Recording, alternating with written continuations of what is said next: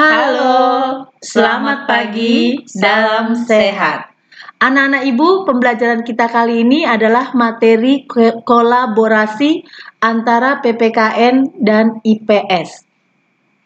Baiklah, pada bagian pertama akan dijelaskan oleh Ibu Linda. Anak-anak Ibu, ini adalah indikatornya. Silakan anak-anak Ibu baca. Secara resmi, persiapan kemerdekaan Indonesia dilakukan oleh BPUPKI atau Badan Penyelidik Usaha-Usaha Kemerdekaan Indonesia atau BPUPKI dan Panitia Persiapan Kemerdekaan Indonesia PPKI. Selama berdiri BPUPKI mengadakan 2 kali sidang, yaitu sidang resmi pertama dan sidang resmi kedua. Pada sidang resmi pertama berlangsung dari tanggal 29 Mei sampai 1 Juni 1945. Pada masa sidang resmi pertama ini dibahas dasar negara. Masa sidang pertama BPUPKI ini dikenang dengan sebutan detik-detik lahirnya Pancasila. Sidang resmi kedua berlangsung tanggal 10 sampai 17 Juli 1945. Sidang ini membahas bentuk negara, wilayah negara, kewarganegaraan, rancangan undang-undang dasar, ekonomi dan keuangan, pembelaan negara, pendidikan dan pengajaran. 11 Agustus 1945, Jenderal Terauchi mengumumkan bahwa Indonesia akan diberi kemerdekaan pada tanggal 24 Agustus 1945. Pada tanggal 14 Agustus 1945, Jepang menyerah tanpa syarat kepada sekutu. Lalu, pada tanggal 15 Agustus 1945, para pemuda Indonesia mendengar kekalahan Jepang dari radio BBC. Selanjutnya, anak-anak Ibu, kita akan membahas tentang peristiwa Rengas Dengklok.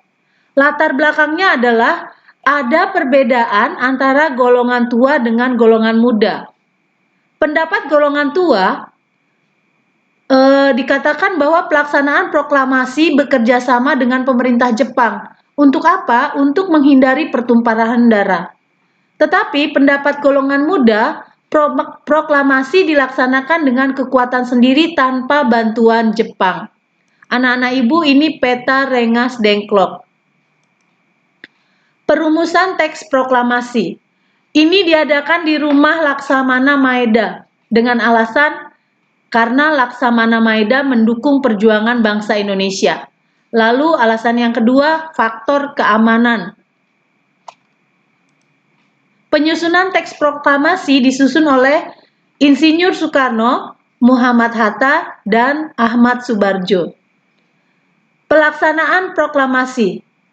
Semula pelaksanaan proklamasi akan diadakan di lapangan Ikada, tapi kemudian dibatalkan karena sudah dijaga oleh tentara Jepang. Pembacaan dialihkan ke rumah Insinyur Soekarno di Jalan Pegangsaan Timur 56 Jakarta. Lalu dibacakanlah teks proklamasi oleh Insinyur Soekarno dan didampingi oleh Muhammad Hatta. Anak-anak lihat, ini adalah teks proklamasi yang ditulis tangan dan yang setelah diketik. Lalu proklamasi kemerdekaan itu dibacakan oleh oleh Soekarno-Hatta. PPKI baru dapat bersidang sehari setelah proklamasi kemerdekaan. Selama terbentuk PPKI melakukan beberapa sidang. Sidang resmi pertama. Sidang ini dilaksanakan tanggal 18 Agustus 1945, yaitu mereka mengesahkan Undang-Undang Dasar setelah mendapat beberapa perubahan pada pembukaannya. Lalu yang kedua, memilih presiden dan wakil presiden, yaitu Insinyur Soekarno dan Dr. Andes Muhammad Hatta. Lalu yang ketiga, menetapkan bahwa presiden untuk sementara waktu akan dibantu oleh sebuah komite nasional. Sidang resmi kedua, sidang ini dilakukan pada hari berikutnya tanggal 19 Agustus 1945. Hasil keputusannya, yang pertama membentuk 12 departemen dan sekaligus menunjuk pemimpinnya atau menteri. Lalu yang kedua, menetapkan pembagian wilayah negara Republik Indonesia menjadi 8 provinsi dan sekaligus menunjuk menunjuk gubernurnya, memutuskan agar tentara kebangsaan segera dibentuk. Yang ketiga, sidang resmi ketiga. Sidang ketiga 20 Agustus 1945, PPKI membahas tentang Badan Penolong Keluarga Korban Perang. Sidang ketiga PPKI menghasilkan 8 pasal ketentuan. Sidang resmi keempat itu dilakukan tanggal 22 Agustus dan membahas tentang Komite Nasional, Partai Nasional, dan Badan Keamanan Rakyat. Pada tanggal 23 Agustus 1945, Presiden Soekarno dalam pidatonya menyatakan berdirinya 3 badan baru, yaitu Komite Nasional Indonesia, Partai Nasional Indonesia atau PNI, dan Badan Keamanan Rakyat.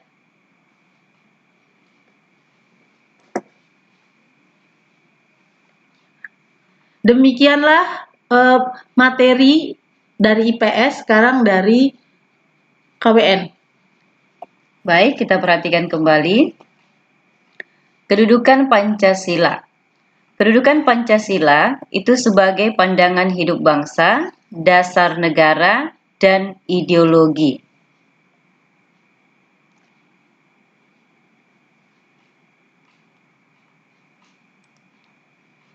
Hakikat Pancasila sebagai pandangan hidup. Fungsi pokok Pancasila sebagai pandangan hidup bangsa Indonesia artinya Pancasila sebagai pegangan hidup, pedoman hidup, dan petunjuk arah bagi semua kegiatan hidup dan penghidupan bangsa Indonesia dalam berbagai aspek kehidupan. Kita perhatikan nilai-nilai luhur Pancasila. Pada sila pertama yaitu nilai ketuhanan, sila kedua nilai kemanusiaan, sila ketiga persatuan, sila keempat kerakyatan, dan sila kelima keadilan sosial. Nah, kita perhatikan makna Pancasila sebagai pandangan hidup bangsa sebagaimana yang pada slide sebelumnya, yaitu untuk mengetahui dengan jelas arah serta tujuan yang ingin dicapai. Sebagai pandangan untuk menyelesaikan masalah politik, ekonomi, sosial, dan budaya. Sebagai konsep dasar mengenai kehidupan yang dicita-citakan oleh suatu bangsa, kristalisasi dari nilai-nilai yang dimiliki oleh suatu bangsa, dan perwujudan nilai dan kepribadian bangsa Indonesia. Pancasila sebagai dasar negara. Secara yuridis, keputusan sidang PPKI pada tanggal 18 Agustus 1945 menetapkan Undang-Undang Dasar sebagai perangkat pemerintah bagi Republik Indonesia. Dalam pembukaan Undang-Undang Dasar 1945 tersebut juga terdapat rumusan Pancasila. Oleh karena itu, Pancasila secara sah menjadi dasar negara Indonesia.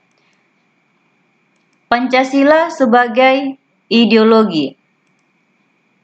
Pancasila sebagai ideologi terbuka, kita melihat di sini tidak bersifat kaku, kemudian aktual, dinamis, dan antisipatif. Pancasila terbuka terhadap pemikiran-pemikiran atau pandangan baru sesuai dengan perkembangan zaman, tanpa menghilangkan jati diri dan nilai-nilai dasarnya. Demikianlah pertemuan kita hari ini. Tetap semangat dan salam sehat.